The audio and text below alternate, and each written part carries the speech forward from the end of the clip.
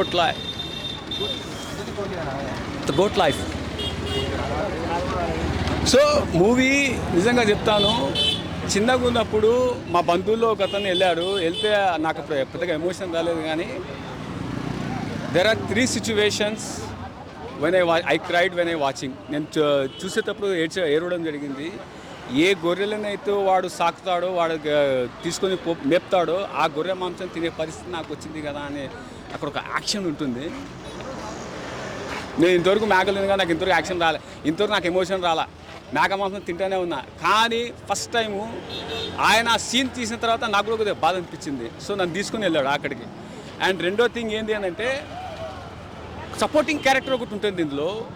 ఆకలికి తట్టుకోలేక ఆ ఎండమాముని వాడు చూసి ఇదే నీళ్ళు అనుకుని వాడు పరిగెత్తాడు. ఆ సీను వాడు తిండి లేక వాడు సపోర్టింగ్ క్యారెక్టర్ అన్నా. ఇసుక తింటాడన్న సపోర్టింగ్ క్యారెక్టర్ ఇసుక. Second thing. And third thing వచ్చేసి, వాడు ఇంటికి వెళ్ళే ముందు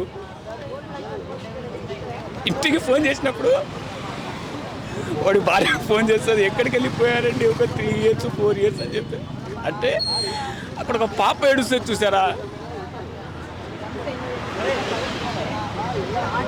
సినిమా ఇది స్లో నరేషన్ మూవీ అని కాదు, కానీ slow poison movie, heart touching movie అండి. Very nice movie. And please ఇలాంటి మూవీస్ కూడా మనకు తెలుగులో రావాలని నేను అనుకుంటున్నాను.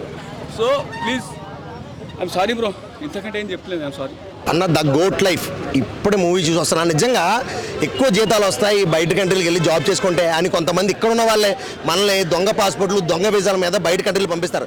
అక్కడికి వెళ్ళిన తర్వాత మన జీవితం ఎలా అయిపోతుందంటే, ఒక మేక గొర్రె జీవితం ఎలా ఉంటుందో అంతకన్నా దారుణమైన జీవితం ఉంటుంది అని చెప్పి కళ్ళ కట్టినట్టు చూపించారన్న. నిజంగా పృథ్వీరాజ్ గారు యాక్టింగ్ అయితే మాత్రం next level. And AR Rahman గారు ఈ సినిమాకి మ్యూజిక్ ఇచ్చారంటేనే అర్థమైంది ఎందుకని.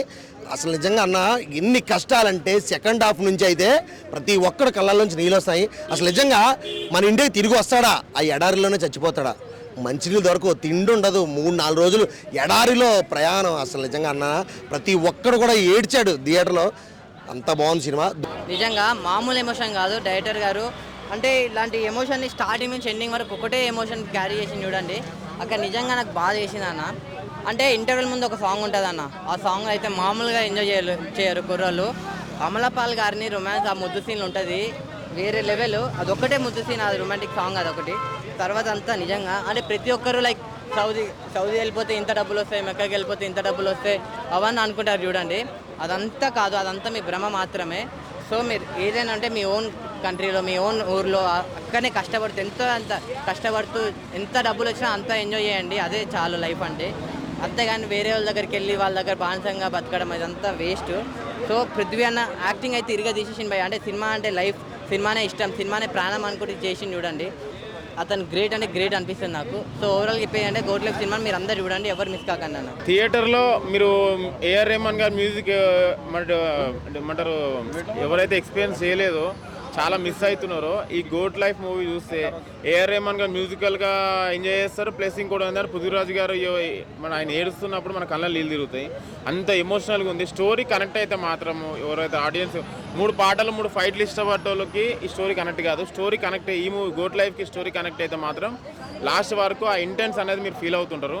పృథ్వీరాజ్ గారు అయినా సరే, డైరెక్షన్ పరంగా అయినా సరే, మన మ్యూజికల్ పరంగా అయినా సరే అన్నీ కుదిరినాయి మూవీకి.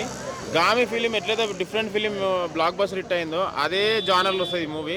కంపల్సరీ థియేటర్లోనే వాచ్ చేయాలి ఇలాంటి ఫిలిమ్స్. డిఫరెంట్ ఫిలిం ప్లస్ మంచి పృథ్వీరాజ్ గారు మనం మూవీస్ ఏవైతే చూసినామో అంత ఆయన మన టాలెంట్ చూపెట్టుకోలేదు.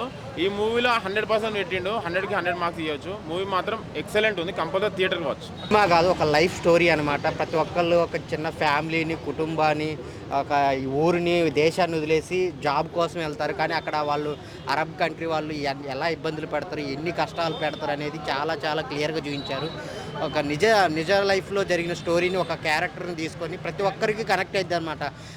అక్కడేదో సంపాదిస్తామని వెళ్తారు చాలామంది, కానీ అక్కడ జరిగే సిచ్యువేషన్స్ కళ్ళకు కట్టినట్టు చూపించారు. ఏఆర్ రెహమాన్ మ్యూజిక్ కానీ, ఆ పెయిన్ఫుల్ సాంగ్స్ కానీ, ఆ డైరెక్షన్ టేకింగ్ తీసిన విధానం అన్ని విజువల్ ఎఫెక్ట్స్ అయితే చాలా అంటే చాలా బాగుంటాయి. రియల్ లొకేషన్స్లో తీసినట్టే ఉంటుంది అనమాట. అంత బాగుంది సినిమా అయితే.